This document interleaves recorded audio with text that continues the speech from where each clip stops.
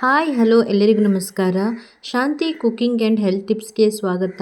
ನಾನಿವತ್ತು ಬೆಳಗಿನ ತಿಂಡಿಗೆ ಒಂದೊಳ್ಳೆ ದೋಸೆ, ಹಲಸಿನ ಹಣ್ಣಿನ ದೋಸೆಯನ್ನು ಮಾಡ್ತಾಯಿದ್ದೀನಿ. ತುಂಬಾ ಸುಲಭವಾಗಿ ಮತ್ತು ರುಚಿಯಾಗಿ ನಾವು ಇದನ್ನು ಮಾಡ್ಕೊಳ್ಬೋದು. ಬನ್ನಿ ಹಾಗಿದ್ರೆ ಇದನ್ನ ಹೇಗೆ ಮಾಡೋದು ಅಂತ ನೋಡೋಣ.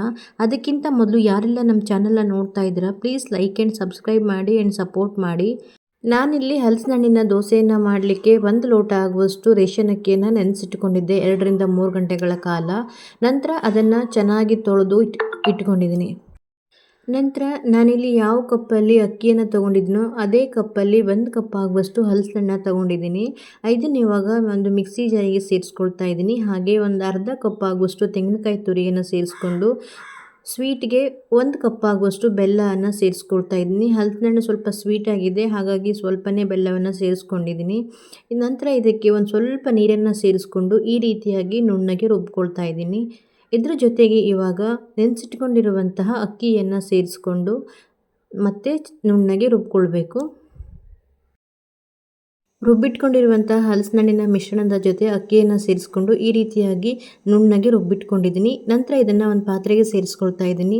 ನನಗಾಗಲೇ ಅಕ್ಕಿಯನ್ನು ಒಂದೇ ಸಲಕ್ಕೆ ಸೇರಿಸ್ಕೊಳ್ಳಿಕ್ಕಾಗಿಲ್ಲ, ಹಾಗಾಗಿ ಮತ್ತೆ ಅಕ್ಕಿಯನ್ನು ಸಪ್ರೇಟಾಗಿ ಅದೇ ಜಾರಿಗೆ ಹಾಕಿ ರುಬ್ಕೊಂಡಿದ್ದೀನಿ.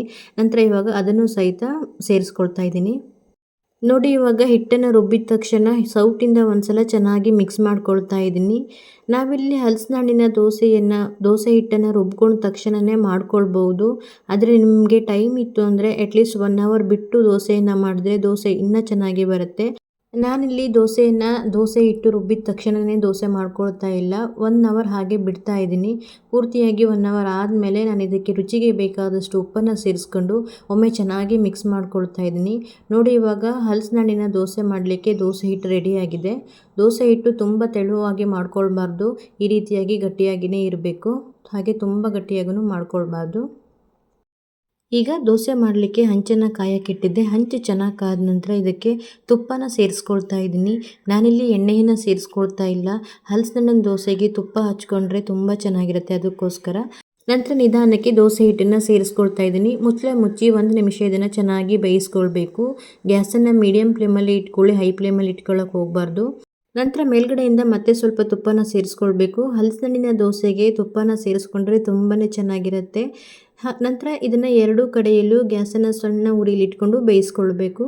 ರುಚಿಯಾದ ಹಲಸಿನ ಹಣ್ಣಿನ ದೋಸೆ ರೆಡಿ ಆಯಿತು.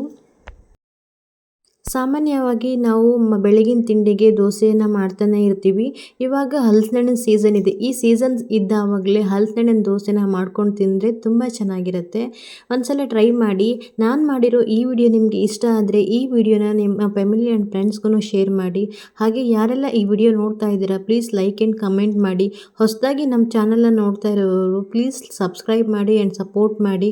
ಬಾಯ್. Happy cooking. ಮತ್ತೆ ಸಿಗೋಣ ಹೊಸ ರೆಸಿಪಿಯೊಂದಿಗೆ.